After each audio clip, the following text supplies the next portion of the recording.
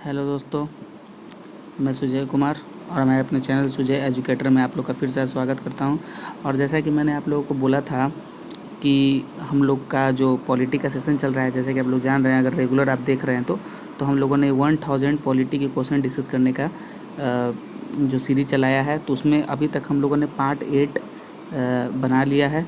Part 8 तक हम लोगों ने कंप्लीट कर लिया है और हर पार्ट में 20 इंपॉर्टेंट क्वेश्चन डिस्कस करते हैं दोस्तों। तो जैसा कि हम लोगों ने बोला, तो ये पार्ट 9 है, तो इसमें भी हम लोग 20 इंपॉर्टेंट क्वेश्चन डिस्कस करेंगे। तो चलिए दोस्तों, बिना किसी टाइम को गवाए हुए वीडियो को स्टार्ट करते हैं। और आज का हम लोग का पहला क्वेश्चन है कि provision of citizenship in Indian constitution become applicable in. कह रहा है कि भारतीय संविधान में नागरिकता के प्रावधान लागू कब हुए। जो सिटीजनशिप जो है वो लागू कब हुआ, 1950 में हुआ, 1949 में हुआ, 1951 में हुआ या 1952 में हुआ। तो दोस्तों, जब हमारा संविधान जब बनकर रेडी हुआ था तो 26, आपको मालूम हुआ कि 26 नवंबर 1949 को बनकर रेडी हुआ था और इसको लागू किया गया था 26 जनवरी 1950 को। ठीक है दोस्तों, तो जब ये लागू हुआ था तो उसी समय नागरिकता कानून भी लागू हुआ था।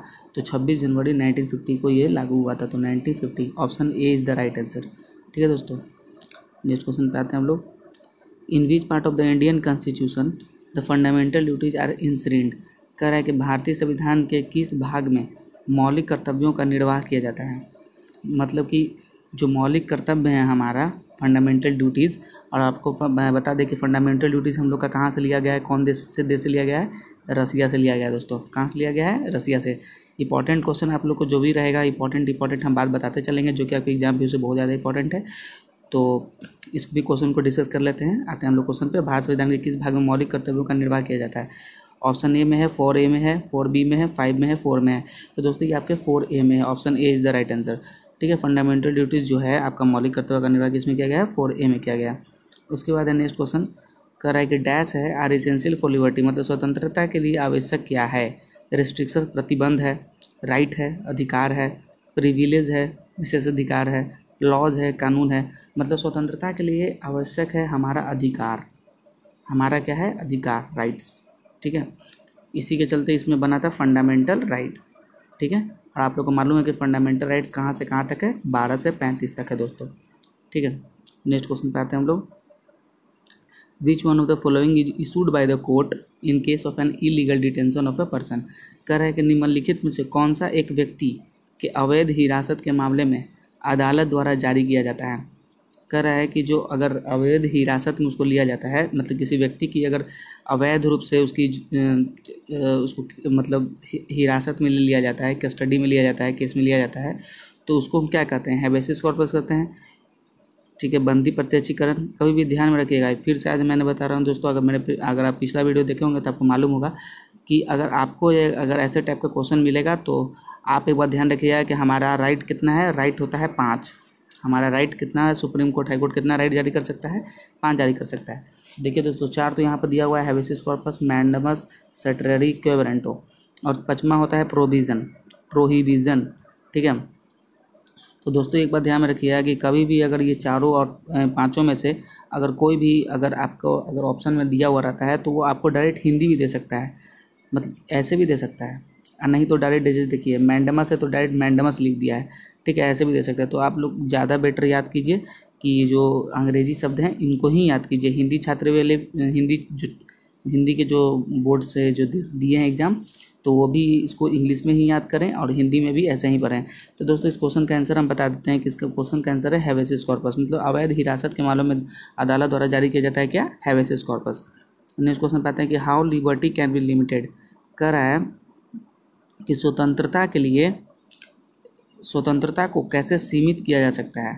ठीक है, स्वतंत्रता को सीमित कैसे किया जा सकता है, बाय रूल द्वारा, नियम से, बाय लॉ, कानून द्वारा, बाय अथॉरिटी, अधिकार से, या बाय इक्वलिटी, समानता से। तो दोस्तों इसको लॉ द्वारा जो है उसको स्वतंत्रता को सीमित किया जा सकता है, लिबर्टी को सीमित किया जा सकता है। ठीक है, उसके साथ नेक्स्ट क्वेश्चन पे हम लोग कि which one of the following is an item included in the list of fundamental duties of an Indian citizens in the constitution. कर रहा है कि निम्न में से एक संविधान में एक भारतीय नागरिक के मूल कर्तव्यों की सूची में एक शामिल एक आइटम है। ठीक है, पहला है कि टू प्रैक्टिस सेकुलरिज्म, धर्मनिरपेक्षता का अभ्यास करने के लिए। Option B, to develop scientific temper, humanism and the spirit of inquiry and reform, मतलब वैज्ञानिक स्वभाव, मानवतावाद और जांच और सुधार की भावना को विकसित करना। तीसरा है to pay all taxes to government regularly and correctly, मतलब कि सरकार को सभी करों का भुगतान नियमित और सही तरीके से करने के लिए। अपने कर्तव्यों के निष्पादन में किसी भी लोक सेवक की सहायता नहीं करना। चौथा ऑप्शन है not to assault any public servant in the performance of his duty. तो इसका क्वेश्चन का आंसर है दोस्तों ऑप्शन नंबर बी, वैज्ञानिक स्वभाव, मानवतावाद और जांच के सुधार के लिए जो भावना विकसित की जाती है उसको डेवलप किया जाता है, to develop scientific temper, humanism and the spirit of inquiry reform. ठीक है दोस्तों, नेक्स्ट क्वेश्चन पे आते हैं कि when were the fundamental duties incorporated in the constitution, मतलब संविधान में मौलिक कर्तव्यों को कब शामिल किया गया था। तो आप लोग को मालूम हुआ कि मौलिक कर्तव्य जो थे उसको कब शामिल किया गया था, 42वां अमेंडमेंट हुआ था, यानी 42वां संविधान संशोधन हुआ था। अमेंडमेंट का हिंदी होता है संविधान संशोधन, संशोधन होता है। तो 42वां अमेंडमेंट हुआ था 1976 को, याद रखिएगा, ये वेरी इंपॉर्टेंट क्वेश्चन है, हमेशा आपके एग्जाम में पॉलिटी से एक क्वेश्चन ये आता ही है। तो 1975, 1976, 1977, 1979, तो इसका आंसर हो जाएगा दोस्तों 1976। Option number B is the right answer. ठीक है दोस्तों, नेक्स्ट क्वेश्चन पे आते हैं हम लोग। Part 4 of constitution of India deals with which of the following, कह रहा है कि भाग जो 4 है भारतीय संविधान निम्नलिखित में से किसके साथ संबंधित है। जो भाग 4 है वो किसके साथ संबंधित रखता है, द यूनियन संघ से, द स्टेट राज्यों से, फंडामेंटल राइट्स मौलिक अधिकार से, directive principle of state policy यानी राजनीति का सिद्धांत। तो जो पार्ट 4 है उसमें आते हैं राजनीति के सिद्धांत, मतलब directive principle of state policy. ठीक है दोस्तों, क्या आता है directive principle of state policy, इसका कौन से पार्ट में है, पार्ट 4 में है। और ये जो लिया गया था वो कहाँ से लिया गया था, आयरलैंड से लिया गया था दोस्तों। कहाँ से लिया गया था, आयरलैंड से इसको लिया गया था। ठीक है, इंपॉर्टेंट बात बता दी। और पार्ट 4 में फंडामेंटल ड्यूटीज़ भी आता है दोस्तों, एक बात ध्यान रखिएगा, जो कि इसको लिया गया था रसिया से। इंपॉर्टेंट बात है जो हम बताते चलेंगे दोस्तों। चलिए नेक्स्ट क्वेश्चन पे आते हैं हम लोग। Which of the following is justiciable in nature, मतलब कि निम्नलिखित में से कौन सा प्रकृति में उचित है। मतलब फंडामेंटल ड्यूटीज़ है, मौलिक कर्तव्य हैं, directive principle of state policy है, मतलब राजनीति का सीधा सिद्धांत, फंडामेंटल राइट्स, मौलिक अधिकार में से कोई नहीं। ठीक है दोस्तों, तो ये जो प्रकृति में जो उचित है, मतलब जस्टिएबल, नेचर में जो जस्टिएबल है, तो वो कौन सा है, वो है आपका fundamental rights, C. Option number C is the right answer. ठीक है दोस्तों, option number C is the right answer. और ये तीनों को हम बता दें कि मौलिक कर्तव्य, जैसे कि मैंने बताया, ये कहाँ से लिया गया है, रसिया से। ठीक है, राजनीति का सिद्धांत ये कहाँ से लिया गया है, आयरलैंड से। और मौलिक अधिकार, फंडामेंटल राइट, ये लिया गया है कहाँ से, आपका यूएसए से, यूनाइटेड स्टेट ऑफ अमेरिका से। ठीक है दोस्तों, नेक्स्ट क्वेश्चन पे आते हैं हम लोग। Which of the following is not a fundamental duty, मतलब कौन इनमें से फंडामेंटल ड्यूटी नहीं है, यानी मौलिक कर्तव्य नहीं है। पहला ऑप्शन है to abide by constitution and respect the national flag, संविधान को का पालन करना और राष्ट्रीय ध्वज का सम्मान करना। नहीं दोस्तों, ये तो है हमारे फंडामेंटल ड्यूटी में। To promote harmony and brotherhood, सद्भाव और भाईचारे को बढ़ावा देने के लिए, हाँ तो ये भी है, हमारे प्रियम्बल में भी है ब्रदरहुड का। अब उसके बाद आते हैं नेक्स्ट ऑप्शन है C, to uphold and protect the sovereignty, मतलब संप्रभुता को बनाए रखना और उसकी रक्षा करना। हाँ तो ये भी है दोस्तों। ठीक है, तो ये भी है, ये भी है, ये भी है। अब डी ऑप्शन पढ़ लेते हैं, evolution of titles except military and academic. हाँ यही क्वेश्चन होगा। मतलब देखिए, सैन्य और शैक्षणिक को छोड़कर उपाधियों का उन्मूलन नहीं, ये नहीं है, उन्मूलन नहीं, बर्बाद नहीं करना उसको, किसी भी मतलब किसी भी गवर्नमेंट की चीज़ को हम लोग उसका एवोल्यूशन नहीं कर सकते हैं दोस्तों। तो ये ऑप्शन डी जो है वो हमारे फंडामेंटल ड्यूटी में शामिल नहीं है। तो नेक्स्ट क्वेश्चन पे आते हैं हम लोग। As per the Indian constitution under which condition freedom of expression it's taken away from citizens, कह रहा है कि भारतीय संविधान के अनुसार किस शर्त के तहत अभिव्यक्ति की स्वतंत्रता नागरिकता से छीन ली गई है। मतलब किससे छीन ली गई है, इम्प्रेजमेंट कारावास से, वीटो से, कोप से मतलब तख्ता पलट से, सेंसरशिप से, सेंसरशिप से। तो दोस्तों इसका आंसर है सेंसरशिप। ठीक है, सेंसरशिप से छीन लिया गया, option number D is the right answer. Next question पे आते हैं हम लोग कि which among the following word is not written in preamble of our constitution, कह रहा है कि निम्नलिखित में से कौन सा शब्द हमारे संविधान की प्रस्तावना में नहीं लिखा गया है। मतलब कि सॉवेरेन सोशलिस्ट। तो जैसा कि आप लोग को अगर प्रियम्बल मालूम होगा तो जोड़ा गया था बाद में बहुत 42वां संविधान संशोधन करके फंडामेंटल ड्यूटी को भी उसी में शामिल किया गया था, 1976 में हुआ था। तो उसमें आप लोग समझ लीजिए कि उसमें था सॉवरेन, स्टार्टिंग होता है सॉवरेन सोशलिस्ट डेमोक्रेटिक रिपब्लिक, ये नाम आता है सॉवरेन सोशलिस्ट डेमोक्रेटिक रिपब्लिक, इतना नाम आता है दोस्तों। देखिए तो सॉवरेन भी है, सोशलिस्ट भी है, सेक्युलर भी आता है, कम्युनिस्ट नहीं आता है। क्या नहीं आता है दोस्तों? कम्युनिस्ट नहीं आता है। Option number D is the right answer, जो कि हमारे प्रियम्बल में नहीं लिखा गया है। नेक्स्ट क्वेश्चन पे आते हैं हम लोग कि the parliament has been given power to make laws regarding citizenship under which article of the constitution of India. करे कि संसद को भारत के संविधान के किस अनुच्छेद के तहत नागरिकता से संबंध कानून बनाने की शक्ति दी गई है। तो मतलब हाँ देखिए यहाँ पर सबसे इंपॉर्टेंट क्वेश्चन है, वेरी वेरी इंपॉर्टेंट क्वेश्चन है दोस्तों, ठीक है। तो आप लोग समझ लीजिए कि सभी कौन से मतलब संसद को किस आर्टिकल के द्वारा सिटीजनशिप, यानी जो कि अभी एनआरसी और सीए जो अभी लागू हुआ है, तो ये सिटीजनशिप पे ही लागू हुआ था, ठीक है। तो इसमें आप समझ लीजिए कि ये जो है कौन से आर्टिकल द्वारा नागरिकता में संशोधन या कुछ भी करने से संबंधित जानकारी किसमें है, तो वो है आर्टिकल 11 में है दोस्तों। किसमें है? आर्टिकल 11 में है। नेक्स्ट क्वेश्चन पे आते हैं हम लोग कि which of the following describes India as a secular state. निम्नलिखित में से कौन भारत को धर्मनिरपेक्ष राज्य बताता है? कौन बताता है भाई कि जो ये भारत है वो धर्मनिरपेक्ष है, ठीक है। तो पहला ऑप्शन है डायरेक्टिव प्रिंसिपल्स, मतलब कि निर्देश प्रस्तुत करता है, ऐसा है। प्रियम्बल है, प्रस्तावना है, यूनियन है, संघ सूची है, स्टेट लिस्ट है, राज्य सूची है। एक बात आप लोग को बता दें कि हम लोग का 3 लिस्ट होता है। कितनी सूची होती है? तीन लिस्ट होती है। कितना होती है? 3 लिस्ट। तो इसमें तो 2 तो दिया हुआ है, राज्य संघ सूची और राज्य सूची, यानी यूनियन लिस्ट और state list.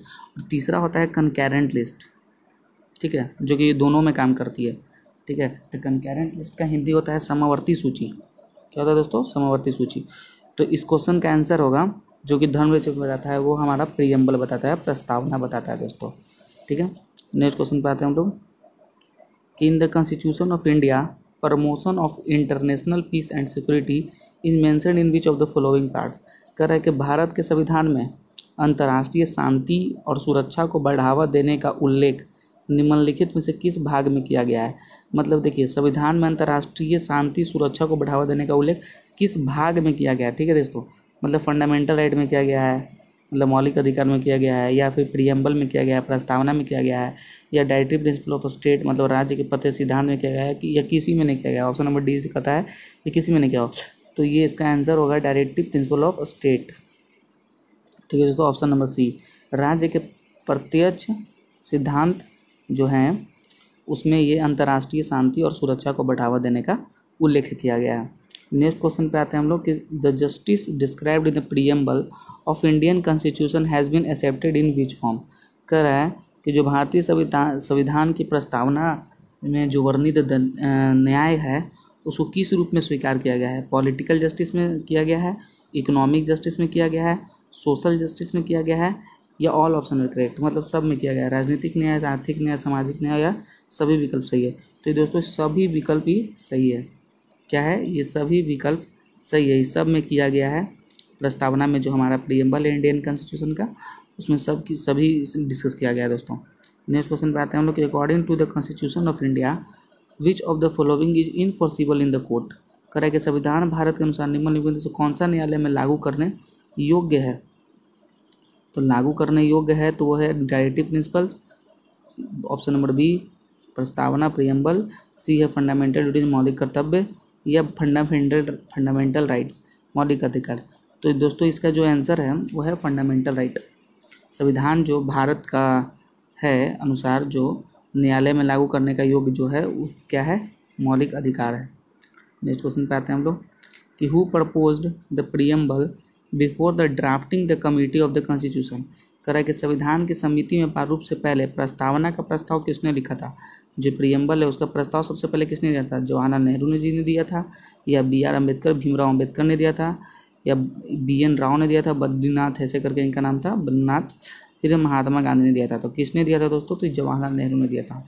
Option number A is the right answer, ठीक है। Option number A is the right answer. Next question पाते हैं विच of the following articles of the constitution deals with the fundamental duties. कह रहा है कि संविधान के निम्नलिखित में से कौन सा लेख मौलिक कर्तव्यों से संबंधित है। ठीक है। तो मौलिक कर्तव्यों से संबंधित कौन है भाई? तो article 39C option A, article 51A यानी अनुच्छेद 51A, आर्टिकल 29B, ठीक है, नन ऑफ द एबव, मतलब इनमें से कोई नहीं। तो दोस्तों ये जो आर्टिकल 51A है ये है हमारा फंडामेंटल ड्यूटीज़ में ऐड किया गया है, इसको, इस आर्टिकल को ऐड किया गया है मौलिक कर्तव्यों को, और आगे इसको बढ़ाते चला जाता है और बताते चला जाता है दोस्तों फंडामेंटल ड्यूटीज़ के बारे में। और इस सेशन का लास्ट क्वेश्चन है, चलिए उसको भी डिस्कस कर लेते हैं। Fundamental rights granted to the Indian citizen, भारतीय नागरिकों को मौलिक अधिकार क्या करता है? कैन नॉट बी, जो भारतीय नागरिकों हैं उसका मौलिक अधिकार जो फंडामेंटल राइट होते हैं वो क्या होता है? उसको तो बर्बाद भी किया जा सकता है, कैन नॉट बी सस्पेंडेड, निलंबित नहीं किया जा सकता है, या कैन बी सस्पेंडेड, निलंबित किया जा सकता है, कैन नेवर बी सस्पेंडेड, मतलब कि जो कोई भी किसी भी परिस्थिति में निलंबित नहीं किया जा सकता है, या none of the above is correct, मतलब ये जितने भी ऑप्शन है उसमें से कोई सही नहीं है। तो दोस्तों ये जो हमारा फंडामेंटल राइट है ये कभी कभी ख़त्म भी हो जाता है जब इमरजेंसी लागू होता है, जब बताते हैं उसके बारे में आपको, कि कोई भी निलंबित किया जा सकता है, ठीक है, निलंबित किया जा सकता है, फंडामेंटल राइट को निलंबित किया जा सकता है। कब? जब इमरजेंसी लगता है। तो इमरजेंसी अगर लगता है तो आप लोग को मालूम होगा कि जो हमारा 3 टाइप का इमरजेंसी है, एक है 352 में आता है, आर्टिकल 352 में, फिर आता है 356 में, और फिर आता है 360 में, ठीक है दोस्तों। तो ये तो मैंने बता दिया तीन आर्टिकल होते हैं इमरजेंसी के, नेशनल इमरजेंसी, फाइनेंशियल, और एक और होते हैं इकोनॉमिकल। तो दोस्तों आप लोगों को मैंने बताया, तो आप लोगों को वीडियो अच्छा लगा तो लाइक करना ना भूलें, और कमेंट में ज़रूर बताएं वीडियो कैसा लगा और किस चीज़ पे आप लोग को वीडियो चाहिए और क्या इम्प्लीमेंट करना चाहिए, तो दोस्तों आप लोग ज़रूर बताएं। और हमारा एक डेली करंट अफेयर का ग्रुप चलता है, अगर उसमें ज्वाइन होना है आपको तो आप ज्वाइन हो सकते हैं, लिंक डिस्क्रिप्शन में दिया हुआ है। टेलीग्राम का ग्रुप है, अगर आप उसमें ज्वाइन होना है तो आप ज्वाइन हो सकते हैं, लिंक डिस्क्रिप्शन में दिया हुआ है दोस्तों। तो तब तक के लिए धन्यवाद दोस्तों, नेक्स्ट वीडियो में मिलते हैं। और हाँ, एक बात का ध्यान रखिए, हम लोग नेक्स्ट वीडियो हम लोग नया सेशन लेकर के आ रहे हैं करंट अफेयर का, CA करंट अफेयर का सेशन लेकर के हम लोग आ रहे हैं, मतलब आपको हर मंथ का करंट अफेयर मिलेगा, ठीक है दोस्तों। तो आप लोग ज़रूर बने रहिए इस वीडियो में, और देखते हैं नेक्स्ट वीडियो में मिलते हैं नए मज़ेदार ट्रिक, नए मज़ेदार सेशन और मज़ेदार जोश के साथ। Thank you so much for watching.